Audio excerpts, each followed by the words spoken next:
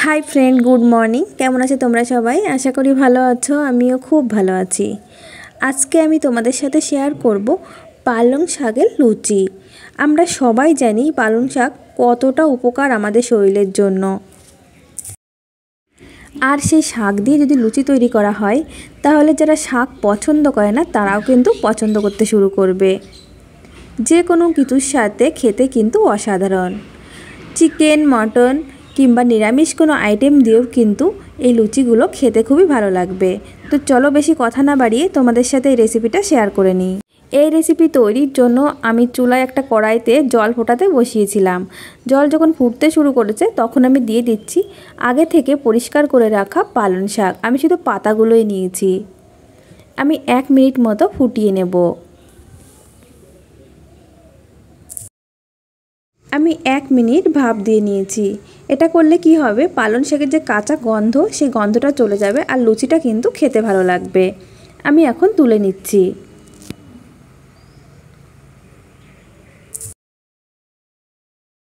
একটা mixing jar নিয়েছি তার মধ্যে এই পাতাগুলো আমি দিয়ে দিচ্ছি আর আমি এটা পেস্ট করে নেব।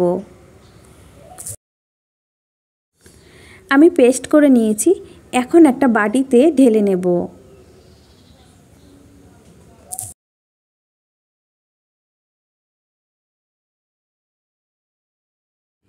এখন আমি একটা বাটিতে নিয়ে নিচ্ছি ছোট বাটির উঁচু করে 1 বাটি ময়দা।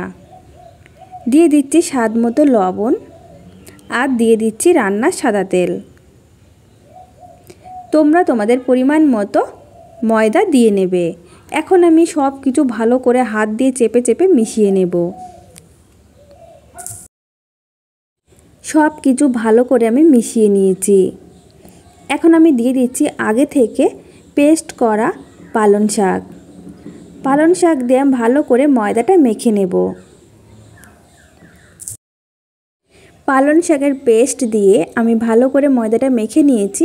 এখন ওই বাটি ধুয়েই আমি জল নিয়ে নিচ্ছি। আমি অল্প অল্প জল দেব আর এই ময়দাটা মেখে নেব। লুচির যেমন ডো তৈরি হয় ঠিক তেমন ডো আমি তৈরি করে নেব। ডো আমি তৈরি করে নিয়েছি। এখন আমি সামান্য পরিমাণ তেল দিয়ে দেব যাতে ড্রাই না হয়ে যায় আর এটা আমি 10 মিনিট রেস্টে রেখে দেব। 10 মিনিট রেস্টে রাখার পর আমি ফিরে এসেছি। এখন আমি লেচি কেটে নেব। তোমরা লুচি যেমন সাইজ তৈরি করবে সেই পরিমাণ বুঝেই কিন্তু লেচিটা তৈরি করে নেবে। আমি সবগুলো এইভাবে রাউন্ড শেপ দিয়ে নেব।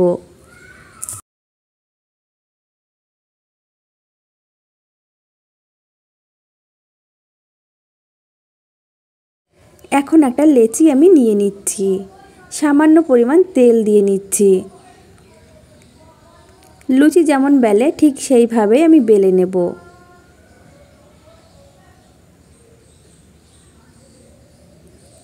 আমি একটা করে বেলবো আর আমি এটা ভেজে নেব। তো একটা বেলা হয়ে গেছে। এখন চলে যাব চুলাতে। চুলায় একটা কড়াই বসিয়ে তাতে পরিমাণ মতো সাদা তেল দিয়ে ভালো করে গরম করে নিয়েছি। এখন আমি চুলার ফ্লেমটা মিডিয়াম ফ্লেমে রেখে এই লুচিটা দিয়ে দিচ্ছি।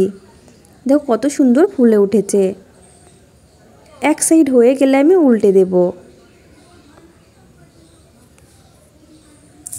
উল্টে পাল্টে আমি এই লুচিটা ভেজে নিয়েছি। এখন আমি তুলে নিচ্ছি। একই রকমভাবে আমি বাকি লুচিগুলো ভেজে নেব।